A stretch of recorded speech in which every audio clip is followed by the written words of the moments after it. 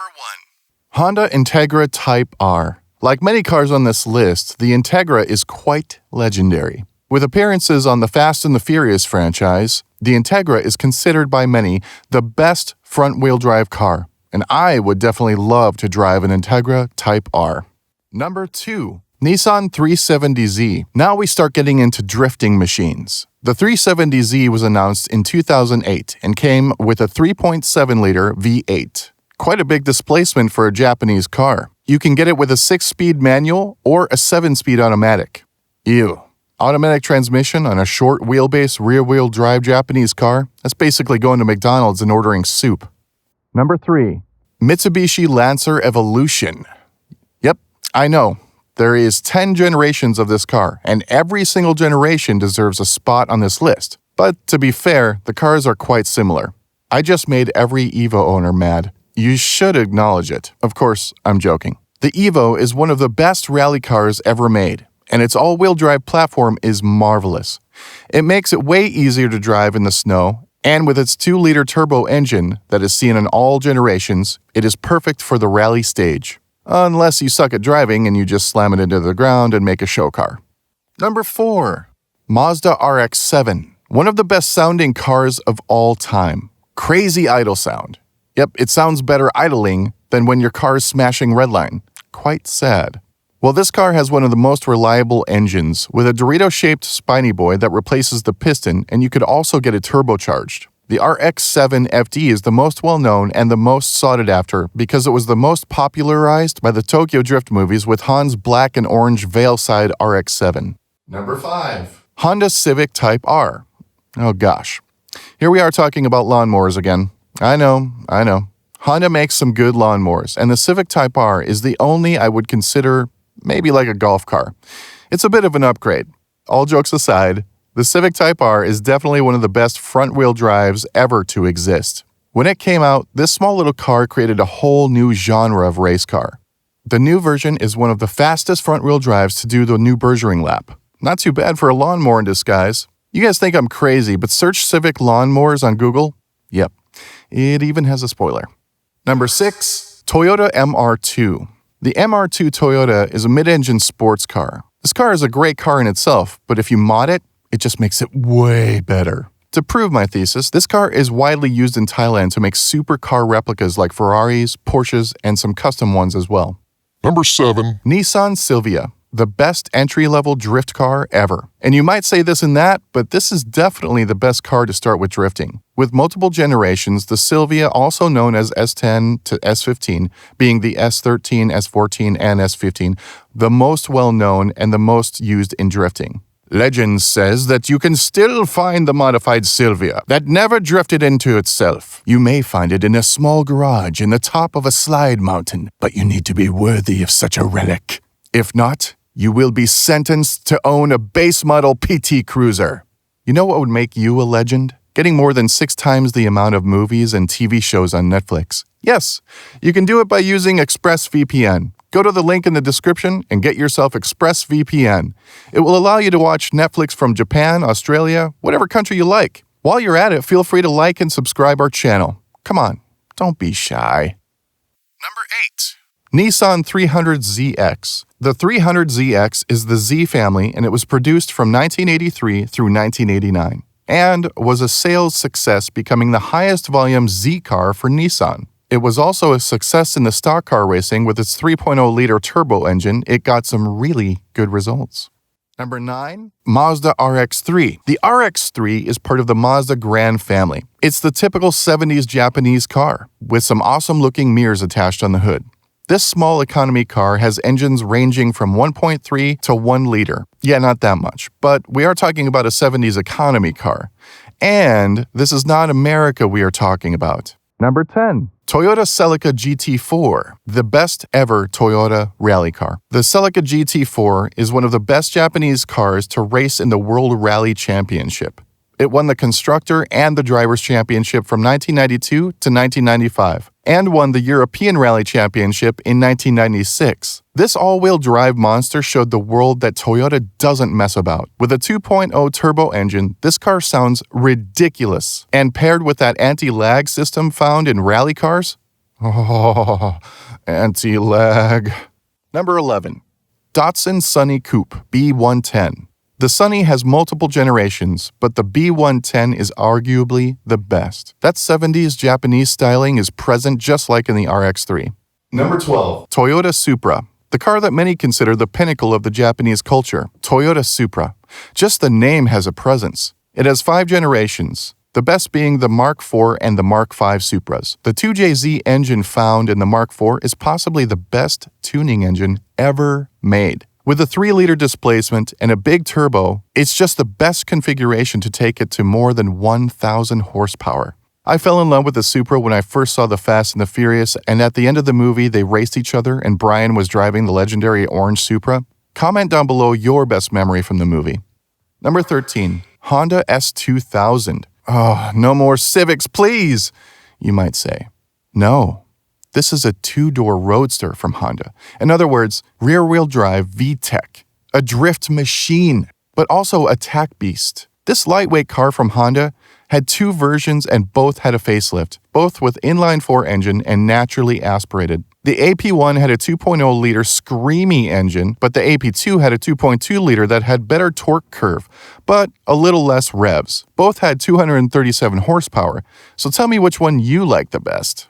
Number 14. Toyota Corolla AE86, the best Corolla ever made.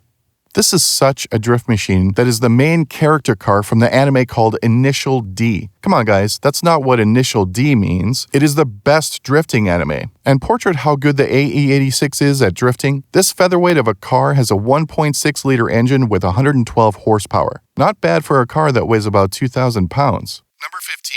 Nissan GTR R33. I know you like the GTR and the news R35 might be your favorite. This all-wheel drive monster can destroy any lap record of any track you show him. With 591 big ponies, this twin-turbo beast when launched was the world record holder for the fastest production car to lap the Nürburgring. Number 16. Subaru WRX STI. No, STI doesn't stand for any disease. It's Subaru Technica International. Basically, the rally division, and through the 5 generations of cars, they were very successful in WRC and Rally of America. 17. Mazda MX-5, also known as the Miata, and a girl's car, but only for dumb people. The MX-5 is a great small and lightweight car, perfect for entry-level racing or just some more dynamic cruising. Number 18. Toyota GT86. The GT86 is basically today's version of the AE86, but without being a Corolla. Fitted with some skinny tires to make it easier going sideways, this little thing is a good drift machine. And definitely not the same as the Subaru BRZ. Number 19. Nissan GTR R33. All the GTRs are legendary and this one is on the same. The R33 is extremely tunable with its R8 26 turbo engine. But my favorite isn't the V-Spec. It's actually the Nissan R33 GT RLM, with only 2 versions built with the number 22 and 23. It raced on the 1995 Le Mans, but they were outpowered by their rivals. Number 20. Lexus LFA. Arguably the best sounding car on the list. With a 4.8-liter V10, this supercar is among the best cars and the rarest cars ever produced in Japan. Number 21. Nissan 180SX. The predecessor of the Silvia, but it's just as sideways as its successor. But his one is better because it has pop-up headlights on all generations, so you can say hi to your friends across the road. Number 22. Mitsubishi Eclipse GSX. Do you remember Brian O'Connor driving the green Eclipse with those turbo sounds? The GSX is the best Eclipse ever, and with all-wheel drive, it's even quicker off the line. It's good to remember the Eclipse, because now it's an SUV. Number 23. Toyota Celica GT 1970. The 70s design we mentioned before, but in the Celica GT feels like there's a little influence from American muscle design. Either way, this car looks gorgeous. 24. Datsun 510 Bluebird. 510 is the number of ponies this little thing has. Did you really think it's true? Look at it. It's a great-looking car, but it only has 96 horsepower. Despite that, it won the African Safari Rally. Number 25. Toyota 2000 GT. I'm Bond. James Bond. That's the type of people who drive the 2000 GT. It was actually the car in the 5th movie called You Only Live Twice. Did you ever know that James Bond drove a Toyota? Number 26. Nissan 240ZG. Gorgeous. I can't find any other words to describe this car. It looks very simple and it's an icon in Nissan history. Number 27. Nissan Skyline 2000 GTR. The first ever Skyline. Off to a great start, I might add. And you know what? They didn't make a Skyline lawnmower. I respect that. Number 28. Nissan Skyline GTR 1973. More of the 70s design. Yeah, I know. The Japanese brands like to copy each other a lot, but arguably, Nissan did it better because this generation is gorgeous. Number 29. Nissan Skyline GTR R33, the first ever Godzilla.